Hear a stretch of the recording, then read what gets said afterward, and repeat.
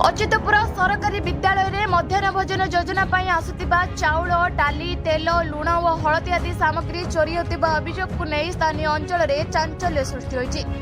अभियोग अनुसार पिलामाने मध्याह्न भोजन सारिबा परे दायित्व थिबा किछि पाचिका बळका सामग्री को चोरी करि नेउथिले। एही घटना संपर्क में सन्देह हेबा परे विद्यालय परिचालना कमिटीर सभापति और ग्रामवासी मिलित चढ़ाऊ करथिले। सेतबेले रोषेई घर भितर माटी खोली पति रखा जाइतिबा चाउल डाली तेल लुण और हलदी भली सामग्री जबत होइतिबा जणा पड़िछि। विद्यालय रे मोट 3 जण पाचिका नियोजित थिबा बेले 2 जण को घटनास्थल रे धरा जाइतिबा कुआ जाइछि। अन्य जण जाहाको एही घटनार मुख्य सूत्र बोली अभियोग करा जाइछि से फेरार थिबा सूचना मिलिछि। धरा पड़ितिबा 2 पाचिका चोरी करथिबा कथा स्वीकार करिसंती। एही घटना परे अच्युतपुर गाँव में असंतोष और उत्तेजना देखा देइछि। विद्यालय परिचालना कमिटी स्थानीय सरपंच और विद्यालय भारप्राप्त प्रधान शिक्षयित्री संपृक्त पाचिका मानक विरोध में कठोर कार्यानुष्ठान दाबी करिसंती।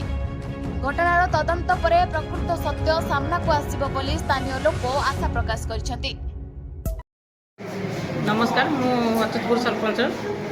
मु सुनिया को पाइली 3 जण रोषिया मिसिकी सब करिया काम कर चाउल डाली माने गात करी रोषे घर भितर गात होती सबुदिन रखी। आज दिखाई 3 किलो 200 डाली से रखी 1.5 किलो डाली माने आउ केते किले 200 खंड पड़े डाली 100 पिला खाइबे 112 जन पिला खाइबे।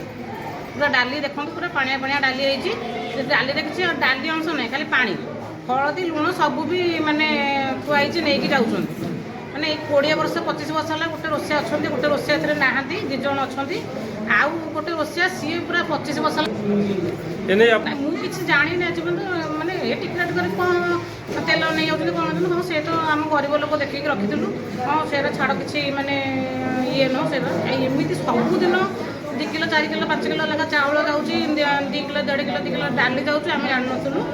आज घर लोक मैंने दीदी आमर प्रेसिडेंट जी सब धरिया पर सी सब खबर देते मुझे माने दुआर को बाहर बाहर गोटे अलग लोक मत कहले मुझे शुणिली जमी आसिक सांगे सांगे स्कूल आसिक पहुँचली देखला बेलू सब एमती हो हल्ला चलती भितर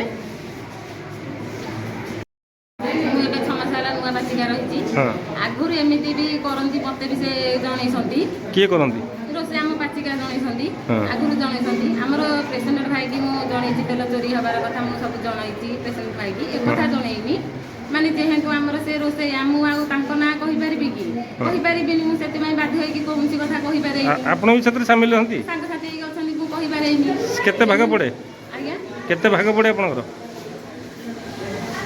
केते ए जो चोरी हुए से केते भाग आपन नियंती भागुटे दिए तू सब शिक्षा दौ मत एमती बार कथा भी कहती मोर मुझे चुपचाप से रही से आगुरी भी एमती करती एवं 6 मास है मुझे टोटाल मना करनी करनी बोली क्या जनईदेल मुझे से रोषिया किए प्रमिला बारिक मैना स्वाई मुझे जनई प्रेसिडेंट भाई की भी मुझे जनई पिला खाद्य टोटाल चोरी करनी बोली जनई विद्यालय प्रधान शिक्षयित्री जनई आज्ञा प्रधान शिक्षयित्री जनई नहीं प्रधान शिक्षयित्री जनईनी माने जेहेतु आम से रोषे मुझे बार कथा कहते बोली किसी जनई पारे मु भाई खाली से प्रेसिडेंट भाई की तेल कथारू जनई एमती चोरी करके नौ खाली ये आज आज कौन चोरी कर नौले आज मुझे जानी सी चाउल से जो आम जो तृतीय पाचिका जो मैना स्वाई से कहले मुझे तो भात नेबिनी चाउल रखी तो डाली के रखी मुझे कथा जानी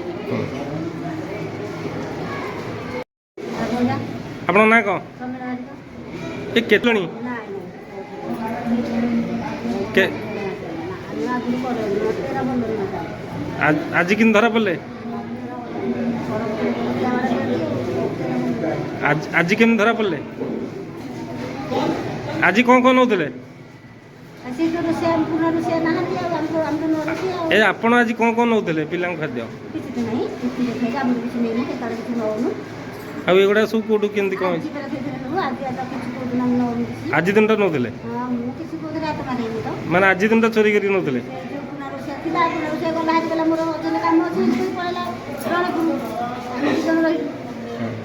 आज नौले चोरी की आज दिन टा चोर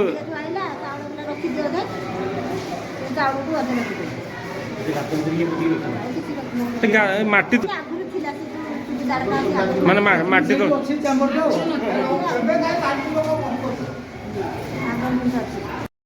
ତ ମୁଁ ଆମର ଅଚ୍ୟୁତପୁର ଅପର ପ୍ରାଇମେରୀ ବିଦ୍ୟାଳୟର ମୁଁ ହେଉଛି ପ୍ରଧାନ ଶିକ୍ଷୟିତ୍ରୀ ଇନଚାର୍ଜ ବର୍ତ୍ତମାନ 2 ମାସ ହେଲା ଅଛି।